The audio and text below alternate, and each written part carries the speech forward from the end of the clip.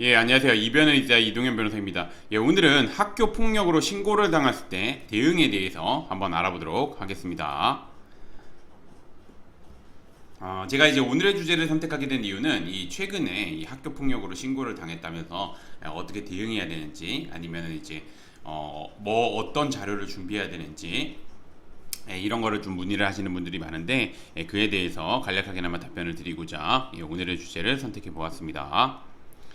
예, 우선 들어가기 앞서 학교폭력의 개념을 좀 보게 되면 학교폭력은 학교 내외에서 학생을 대상으로 발생한 상해, 폭행, 감금, 협박, 약취유인, 명예훼손 모욕, 공갈, 강요, 강제적 심부름 및 성폭력, 따돌림, 사이버 따돌림, 정보통신망을 이용한 음란폭력 정보 등에 의하여 피해 학생에게 신체, 정신 또는 재산상 피해를 수반하는 행위를 의미합니다. 이 학교폭력의 개념을 정확하게 아셔야지 말 그대로 이제 학교폭력으로 학교폭력에 해당한다고 봐서 혐의를 인정해야 될지 아니면 학교폭력에 해당하지 않으니까 혐의를 인정 안 해야 될지 이런 판단이 서기 때문에 이 학교폭력의 개념 정확하게 아셔야 된다는 거 다시 한번 말씀드리겠습니다.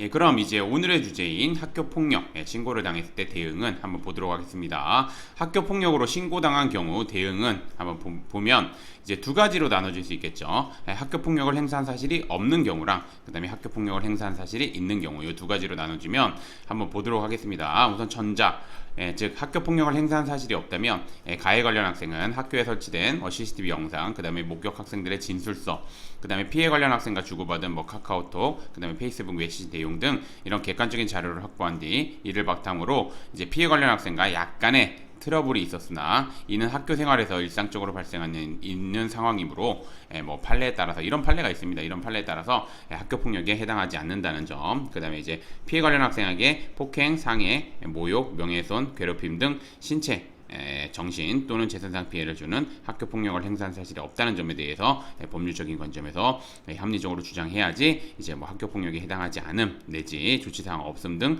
결과를 받을 수 있습니다.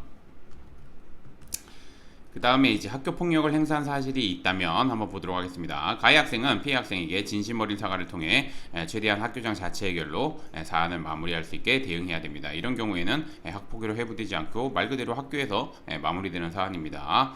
그런데 이제 계속해서 보면 학교폭력 사안이 학교장 자체 해결로 마무리되지 않는 경우에는 사과문이나 반성문, 탄원서, 학교생활 기록부, 그 다음에 심리상담 내역서, 정신과 진료 내역서 등 다양한 자료를 바탕으로 학교폭력의 심각성, 지속성, 고의성은 낮고 반성 정도, 화해 정도는 높다는 점에 대해서 적극적으로 주장해야 3호 이하의 조치를 받을 수 있습니다. 3호 이하 등 원하는 조치를 받을 수 있습니다.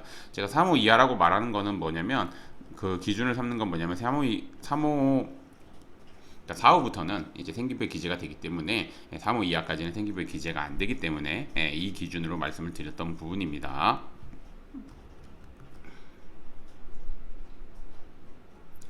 오늘의 주제를 좀 정리를 하자면 학교폭력으로 신고를 당했을 때 가해 관련 학생과 학부모는 감정적으로 대응해 오히려 사안을 불리하게 만드는 경우가 많이 있습니다. 이 학교폭력 사안이 문제가 되면 특히나 이제 신고를 당했을 때는 이제 좀 아무래도 자녀분 일이다 보니까 좀 감정적으로 대응하는 경우가 있는데 그렇기보다는 이제 이성적으로 대응을 해야지 유리하다는 거 말씀드리고 그러기 위해서는 좀 이제 아무래도 학교폭력 관련해 가지고 전문가의 도움을 받는 게 필요하고 변호사님의 도움을 받을 수 있다면 받는 게 좋다고 저는 생각합니다. 그리고 이제 변호사님의 도움을 받을 때는 두 가지 꼭 확인하라고 말씀드립니다. 대한변협에서 학교폭력 전문 변호사로 인정하고 있는지, 두 번째 현재 학교폭력 대책심의위원회 위원으로 활동하고 있는지 이 두 가지 요건 충족하시는 변호사님의 도움을 받아서 사건을 진행하면 아무래도 사안을 진행하는데 유리할 수 있다는 거 말씀드리겠습니다.